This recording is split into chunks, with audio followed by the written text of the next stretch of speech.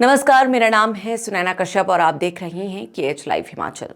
आज दिन रविवार का है, इसलिए आज की चर्चा भी बेहद खास है। हिमाचल की सियासत का तापमान इस वक्त 7वें आसमान पर है। ईवीएम में बंद जनता का फैसला अब नेताओं की धड़कन बढ़ा रहा है, क्योंकि ये चुनाव सिर्फ पार्षद और महापौर चुनने का नहीं, बल्कि 2027 विधानसभा चुनाव से पहले जनता का मूड जानने की सबसे बड़ी राजनीतिक परीक्षा माना जा रहा है। जी हाँ, हिमाचल प्रदेश के नगर निगम और शहरी निकाय चुनाव के लिए मतदान संपन्न हो चुका है। सुबह 7 बजे से शाम 3 बजे तक मतदाताओं ने ईवीएम का बटन दबाकर अपने प्रतिनिधियों की किस्मत तय कर दी। अब नजर नतीजों पर टिकी है। विधानसभा चुनाव का सेमीफाइनल माने जा रहे इन चुनावों को लेकर पूरे प्रदेश में राजनीतिक हलचल तेज है। नगर परिषद और नगर पंचायतों के परिणाम देर शाम तक सामने आने लगेंगे, जबकि चारों नगर निगमों के नतीजे 31 मई को घोषित होंगे। नगर निगम चुनाव केवल स्थानीय निकायों की सत्ता तक सीमित नहीं रहे, बल्कि इन्हें प्रदेश की सियासी दिशा तय करने वाले चुनाव के तौर पर देखा गया। बाहर से ये चुनाव भले ही पार्षद और महापौर चुनने का दिख रहा हो, लेकिन अंदर खाने इसे सत्ता और संगठन की ताकत मापने वाला बड़ा राजनीतिक रण माना जा रहा है। यही वजह है कि मुख्यमंत्री सुखविंदर सिंह सुक्खू से लेकर पूरा मंत्रिमंडल मैदान में उतर गया। कांग्रेस ने जिस तरह वार्ड स्तर तक विधायकों और मंत्रियों की ड्यूटी लगाई, उससे साफ है कि पार्टी किसी भी हालत में हार का जोखिम नहीं लेना चाहती, क्योंकि अगर सत्ता में रहते हुए भी शहरी वोटर नाराज दिखाई देता है तो उसका सीधा संदेश 2027 की राजनीति तक जाएगा। दरअसल 3.5 साल की सरकार के बाद ये पहला बड़ा मौका था जब शहरी मतदाताओं ने सीधे तौर पर सरकार के कामकाज पर अपनी राय दी। कांग्रेस ने चुनाव को विकास और सरकार के प्रदर्शन से जोड़ने की कोशिश की, जबकि भारतीय जनता पार्टी ने इसे सरकार के खिलाफ माहौल बनाने का अवसर माना। नेता प्रतिपक्ष जयराम ठाकुर लगातार दावा करते रहे कि जनता कांग्रेस सरकार से नाराज है और उसका असर मतदान में दिखाई देगा। मतदान के बाद अब राजनीतिक दल अपने अपने दावे कर रही हैं।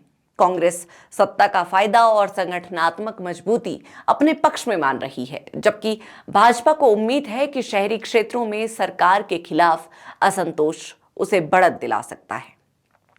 सबसे ज्यादा नजर चारों नगर निगमों मंडी, पालमपुर, धर्मशाला और सोलन पर टिकी है, क्योंकि इन्हीं परिणामों से हिमाचल की आगे की राजनीति का मूड समझने की कोशिश होगी। अब राजनीतिक गलियारों में सबसे बड़ा सवाल यही है कि क्या शहरी मतदाता ने सत्ता के साथ भरोसा बनाए रखा है या फिर बदलाव का संकेत दिया है। सबसे दिलचस्प बात यह है कि इस बार चुनाव में स्थानीय मुद्दों से ज्यादा मूड की लड़ाई दिखाई दे रही है। शहरों में लोग पानी, पार्किंग, सफाई और ट्रैफिक की बात जरूर कर रहे हैं, लेकिन उसके पीछे असली चर्चा सरकार की आर्थिक हालत, कर्मचारियों की नाराजगी, बेरोजगारी और अधूरी गारंटियों को लेकर है। यही वजह है कि चुनावी माहौल पूरी तरह गर्म रहा। कांग्रेस अपने विकास कार्य गिना रही थी, जबकि भाजपा जनता के असंतोष को हवा दे रही थी। अब अगर मौजूदा माहौल, संगठनात्मक ताकत, स्थानीय समीकरण और प्रचार अभियान को देखा जाए तो तस्वीर पूरी तरह एक तरफा नहीं है। कहीं कांग्रेस को सत्ता का फायदा मिल रहा है तो कहीं भाजपा का मजबूत कैडर और स्थानीय पकड़ भारी पड़ती दिख रही है। सबसे पहले बात मंडी की करें तो यहां मुकाबले में फिलहाल भाजपा को हल्का एज माना जा रहा है। दरअसल मंडी नेता प्रतिपक्ष जयराम ठाकुर का प्रभाव क्षेत्र है और भाजपा का संगठन यहां लंबे समय से मजबूत रहा है। नगर निगम पर पहले से भाजपा का कब्जा भी है।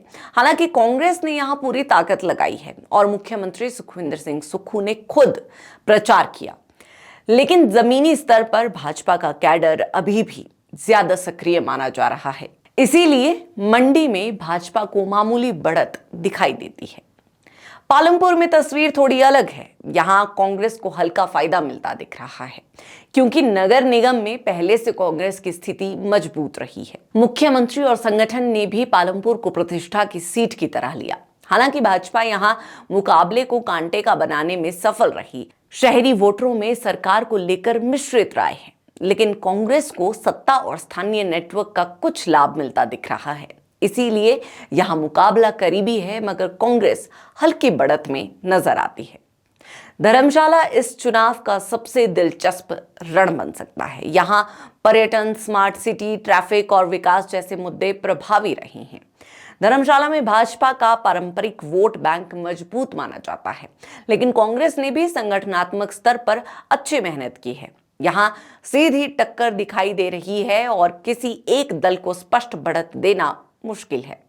अगर मतदान प्रतिशत ज्यादा रहता है तो भाजपा को फायदा हो सकता है, जबकि कम मतदान कांग्रेस के संगठित वोट बैंक को लाभ दे सकता है। कुल मिलाकर धर्मशाला फिलहाल 50-50 की स्थिति में दिख रही है। सोलन में भी मुकाबला बेहद करीबी माना जा रहा है। सोलन में स्थानीय उम्मीदवारों की छवि और वार्ड स्तर से समीकरण ज्यादा प्रभाव डालते हैं। यहां बागियों ने भी जरा सी टेंशन बढ़ाई। कांग्रेस ही नहीं बल्कि बीजेपी के लिए भी बागी चिंता का सबब बने। ऐसे में सोलन में कांग्रेस को हल्का एज जरूर मिल सकता है। हालांकि जब तक परिणाम नहीं आ जाते तब तक कुछ भी कहना जल्दबाजी होगी। फिलहाल राजनीतिक गलियारों में यही चर्चा है कि मंडी में भाजपा को बढ़त मिल सकती है। पालमपुर और सोलन में कांग्रेस हल्के एज में नजर आ रही है, जबकि धर्मशाला में मुकाबला बेहद कांटे का माना जा रहा है। यही वजह है कि इन निकाय चुनावों को हिमाचल की राजनीति का सेमीफाइनल कहा जा रहा है। फिलहाल तस्वीर पूरी तरह साफ नहीं है, लेकिन इतना तय माना जा रहा है कि इन चुनावों से निकलने वाला राजनीतिक संदेश हिमाचल की 2027 की राजनीति की दिशा तय करने में बड़ी भूमिका निभाएगा। अब इस पर आप सभी की क्या राय है, हमें कमेंट सेक्शन में जरूर बताएं।